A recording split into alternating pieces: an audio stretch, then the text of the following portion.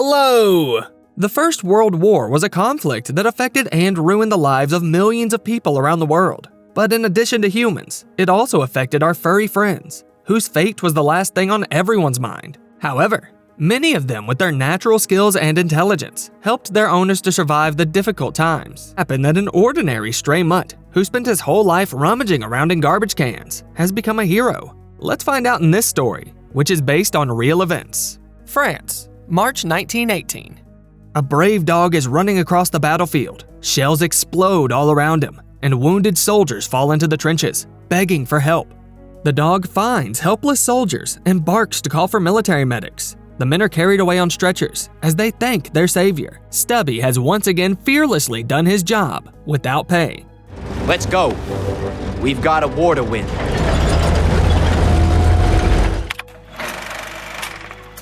A hungry mutt is sniffing the sidewalk, hoping for scraps from a nearby butcher store. But the dog finds nothing and can only stare sadly through the window at the juicy, fresh ribs and strings of sausages. He continues his search by the garbage cans in the back alley, from where he gets harshly chased away by a man with a broomstick. Get out of here, you stinking mutt! The animal backs away, climbing through a hole in the fence and happily picks up the bone that was launched at him. Not believing his luck, the dog rushes through the streets, angering passersby. He gets distracted and bumps into rows of people who are watching something with great interest. From the impact, the bone flies away and gets lost amidst the crowd of legs. The dog slips through them and sees soldiers marching in front of him. The people are seeing them off to war. The dog is still starving, and one of the young men in uniform notices this. He tosses the animal a cookie from his breast pocket. After quickly swallowing the treat, the dog runs out onto the road and follows the formation and the kind man who fed him. The year is 1917, the midst of the First World War. The United States has declared war on Germany and its allies, siding with the Entente Alliance. Robert, the man who caught the dog's attention, is one of several million Americans who agreed to cross the ocean to help the French soldiers. After 3 years of war, they have not been able to gain the upper hand and had high hopes for the U.S. Army's assistance. Robert and his fellow soldiers enter the tent encampment, where the dog is stopped by 2 guards. Nonetheless, the stubborn animal finds a hole in the fence and digs his way in. While the commander is greeting the new recruits he will be training for the next month, the mutt sneaks into the kitchen. At this time, the cook is in the middle of cutting up pork ribs and is surprised to find a dog who is about to steal one of them. From the shouting, the dog gets scared and runs out of the tent in panic, crashing right into Robert and knocking him to the ground. He carefully sniffs the guy's pockets, hoping to find some treat. The soldier assures the dog that they are already empty and hastily gets into formation.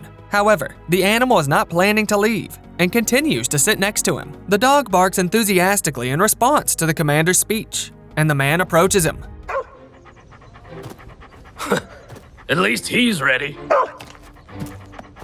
The sergeant notices Robert's nervousness when he asks who the dog's owner is, but he does not scold the soldier and instead orders to take care of the pet and give him food. After the command dismissed, the guy leads the dog to the canteen, where he passes the commander's instructions to the cook. The man reluctantly complies, cursing under his breath. Robert's friends Olson and Schroeder take a seat at the table with him. They are surprised that the sergeant allowed the animal to stay and mention that the colonel was unlikely to support such an initiative. When the mutt tries to insolently get into Olson's plate, the guy says that he hates dogs. Before bedtime, the mutt wants to climb on Robert's bed, but he stops him and teaches him to sleep on the floor next to the bunk. The next day, the soldiers go out for training, and the dog marches and runs alongside them. At the firing range, he is not afraid of the shots and obeys the command to fetch Robert's target. Well done, soldier. Thank you, Sergeant. Not you. You missed the target completely. The mutt follows his new owner everywhere, and the guy is always happy to see him around. The sergeant calls the animal the best soldier of the squad, saying that they could all learn a lot from him, although they should not repeat his every move. That night, Robert names the pet Stubby, noting his cute short tail, which he wags nonstop. Olson is still doubtful, warning of imminent separation from the dog because of the higher-ups. In the evening, Robert trains Stubby to show his best behavior. The next day, the sergeant announces that their division will be called the Yankees and will be sent to Europe among the first, and that Stubby is their mascot and an integral part of the squad. The colonel appears, who immediately dislikes the petting zoo organized in the unit. Robert introduces himself as the owner of the animal, and Stubby demonstrates his skills by saluting with his paw. That impressed the colonel, and he has a change of heart. As long as that dog soldiers like that, he's as welcome as any man in this army.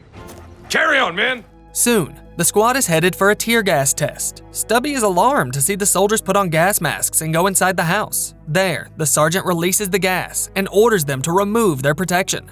Gasping and coughing, the young men run outside. This was just child's play compared to the chemical weapons used in war, so their gas masks must always be at the ready. Stubby, who stayed outside, also feels the devastating effect of the gas floating on the ground and covers his nose with his paws. Nevertheless, all this military training seems like a game to the dog, and in addition, he loves it when Robert throws him a ball. Having earned the respect and love of both soldiers and commanders, Stubby manages to melt the heart of the strict cook as well. Now Stubby gets a refill personally from him. At dinner, Olsen and Robert ask Schroeder why he enlisted in the army, despite his German roots. Do you see how people look at Germans these days? If I didn't join, I couldn't call myself an American. The day of the soldiers' departure for Europe is soon approaching. The colonel orders the soldiers to get ready and send letters back home while they can. He says he is proud of everyone and hopes that Stubby will help the next batch of recruits settle in at the camp. The dog doesn't yet realize that he and his master will be separated. But Robert and friends are already very upset. The guy writes to his sister Margaret about his fear of war and how he doesn't want to part with his pet. Before leaving, he says goodbye to Stubby and promises to come back. As a parting gift, he gives the dog his first collar. The mutt really likes the way it looks in the mirror. Robert takes Stubby by the leash and leaves him in the care of the cook, who promises to take good care of him. The dog is tied to a post, and the master orders him to wait. But Stubby is worried and realizes that something strange is going on as soon as he is left unattended. The clever dog unties the rope and rushes after Robert. The squad has already boarded a steam train that is leaving from a nearby station. Stubby rushes onto the tracks and jumps onto the departing car. They arrive at the harbor, where the dog is delighted to see familiar faces. The soldiers board the ship, and Stubby deftly bypasses the guards, climbing onto the crates that are being hoisted aboard. Safely hidden, the dog ends up on the ship with the luggage. Under the cover of night, the dog follows the smell, but the long leash almost gives away his presence. Nonetheless, Stubby safely makes it to the cabin where the soldiers sleep. There are dozens or even hundreds of beds here, but the dog remembers his master's scent well. Soon, his nose unmistakably identifies Robert's boots. Out of joy, Stubby jumps right on top of the sleeping guy, and he wakes up. Robert, completely shocked, is just as happy to see him and hugs the clever pet. Olsen and Schroeder remind him of possible trouble, and the friends put the dog in his backpack. They try to find a hiding place for him, but run into the colonel and a general right on the stairs. The guys clumsily fall to the floor, giving themselves away. The resourceful dog salutes along with his master. The colonel explains that the dog has become a symbol of the regiment, but they all assure the general that they didn't bring Stubby aboard, and he was able to get in on his own. The dog gives the general his stick, and after that, the latter can't be angry any longer. Well, I guess it's better to have every man and every dog we can get in this fight. Make sure he receives some dog tag. Afterward, Schroeder carves the name of the dog and the division on the collar. Thus, Stubby officially becomes one of the soldiers. Their ship continues to cross the waters of the Atlantic Ocean, but the enemy is aware of the incoming assistance troops, and many Americans die before reaching the shores of France. At the time, the news were incomplete and arrived very late, so the soldiers' relatives could only guess about their fate. 2 months later, Robert's sister finally receives a letter from him, in which he tells her of Stubby's heroic escape and arrival in northern France. Once on the battlefield, the friends see that the condition of the Allied forces is deplorable. Exhausted and downcast, the soldiers are freezing in the trenches. They seem to have lost all hope during the 3 long years of war. Stubby notices numerous rats stealing food from the French. Without wasting any time, he cheerfully starts to chase out the pests, which immediately changes the situation for the better. But at dawn, a brutal attack by the German army begins. Direct shell hits, wound, and kill Allied soldiers before the very eyes of the friends. Stubby notices movement under the rubble and summons the medics by barking. He continues to prove his intelligence by helping to rescue wounded soldiers. But the French are still not particularly friendly, and the cook again refuses to give the dog his portion of the food. He then insults Schroeder, recognizing him as a German. Olsen gets into a fight, defending his friend's honor. They are separated by a large man named Gaston, who forces the troublemakers to reconcile by making them kiss each other. He meets Robert and announces that they will fight together, or rather they have been given the task of spying on enemy units. Stubby is suspicious of his new acquaintance, but the good-natured Frenchman generously shares cheese and wine, and they quickly become friends. Gaston hates soldiers' food and always finds something more palatable to eat. He calls Schroeder and Olsen to come along, and the friends set off together. They pass through a ruined village. Not a single house has survived the shelling, and the sad sight of it lingers in Robert's mind for a long time. The sound of explosions makes the friends jump to the ground, but the experienced Gaston explains that it's an attack by the Allies. Upon arrival at the camp, Gaston escorts the Americans to their tent, and in the morning wakes up Robert, who has overslept. Now let me sleep, Stubby. Just let me sleep a little bit more. Woof, woof. Together, they mount their horses, take Stubby, and go out to scout, taking a position on a hill. They hide and observe the enemy camp. The Germans are preparing a poisonous gas attack, and Gaston orders an urgent return to inform the others. But on the way back, the scouts are ambushed by an enemy soldier. Stubby notices the danger in time and pushes Robert, saving him from being shot. Gaston leads them forward to the horses, but the animals get frightened by the shots and run away. Leaving the hill becomes too dangerous. At which point, Robert shows the dog a gas mask and commands him to alert the Allies on his own. The dog rushes headlong into the trenches, where he yanks the sergeant by his protective mask. The man understands what's going on and gives the signal to the others, but the clever Stubby doesn't stop and helps to alert the distracted soldiers as well.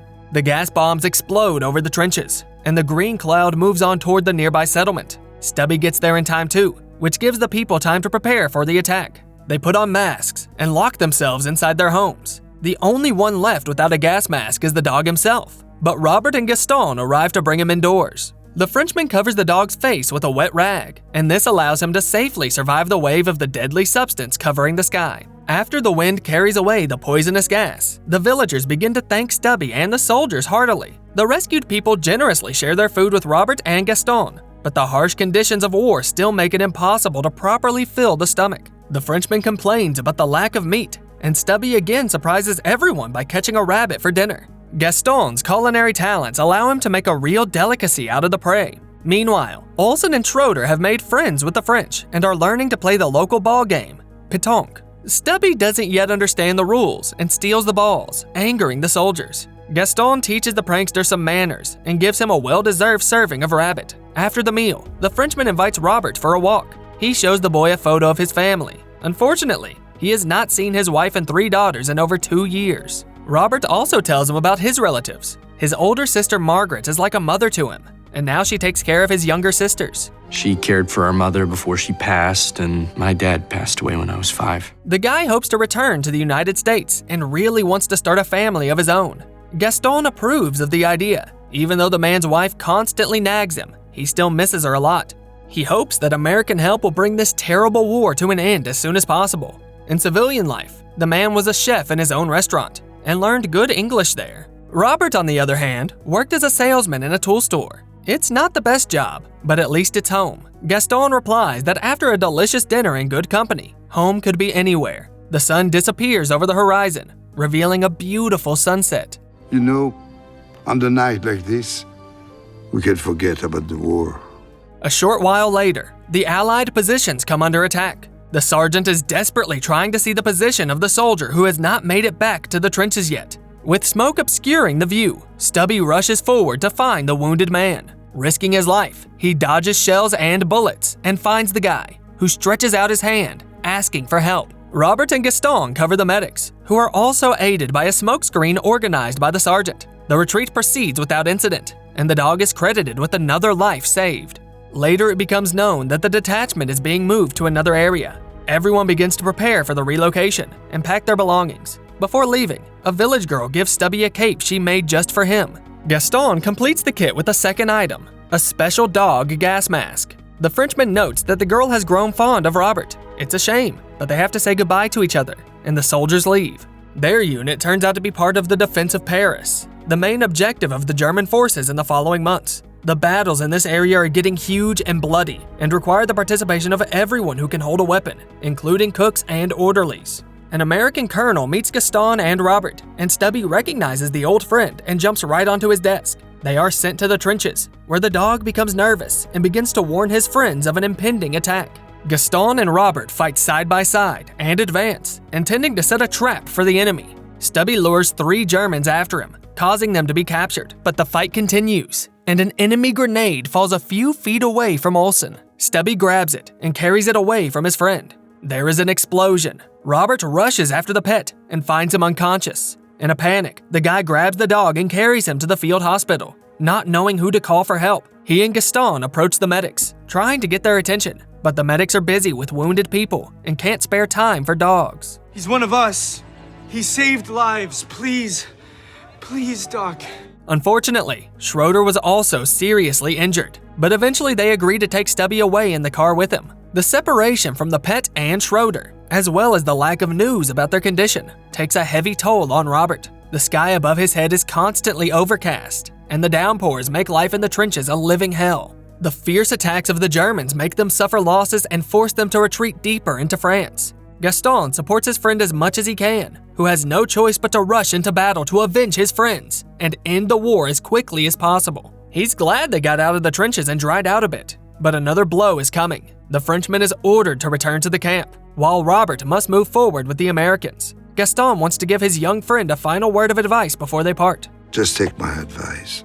To stay alive, you need to feel fear. Robert thought it was the other way around, and that the Frenchman himself was afraid of nothing. Gaston replies that humor helps him protect his fragile heart, which is no stranger to fear. With sadness, Robert says goodbye to his friend, hoping to see him again. In the following weeks, the Allies go on the offensive, and the front line begins to move toward the Germans. Robert writes a letter to his sister informing her that he has not heard about Stubby for a whole month. Together with Gaston, they called themselves the Three Musketeers, and now it's just him and Olsen.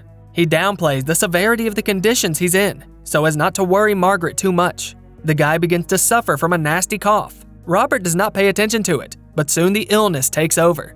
Olsen finds his friend in agony and calls the medics. Meanwhile, Stubby is getting better. His paws are gradually healing, and the dog goes exploring around the neighborhood. Limping, he can't find his owner anywhere, getting farther and farther away from the hospital. Suddenly, smelling food in the ruins, Stubby stumbles upon two Germans who are roasting sausages over a fire. The little scout gets close to the treat and steals it, hastily running away. Doctors diagnose Robert with a very dangerous flu, which killed a huge number of people in 1918. They inform Olsen that his friend has very slim chances of surviving. In a state of delirium, Robert calls Stubby, wanting to rush into battle. At the same time, the dog is wandering through the wasteland, falling from fatigue in his still unhealed paws. Olsen continues to keep watch next to his comrade, and one evening he hears a suspicious rustling in the bushes. Fearing an enemy attack or wild animals, he picks up his rifle and comes closer. At the same time, Robert's condition becomes so severe that the doctors no longer have any hope. Suddenly, Olsen brings in Stubby, who has once again returned to his master against all odds. From such a reunion, the face of the exhausted Robert lights up with a smile. The following days, Stubby helps the guy regain his vitality and finally recover. After 6 months of battles and hardship, Olsen and Robert go on their first furlough. They board a train to Paris and are suddenly joined by Schroeder. The friend has finally recovered from his wounds and embraces his battle companions. The guys enjoy their rest in the capital and find themselves some girls to keep them company. Robert, in turn, stays with his pet, whom he missed so much. For the first time in a long while, he relaxes in the bathtub, and when he comes down to the cafe, the Parisians greet him and Stubby as heroes.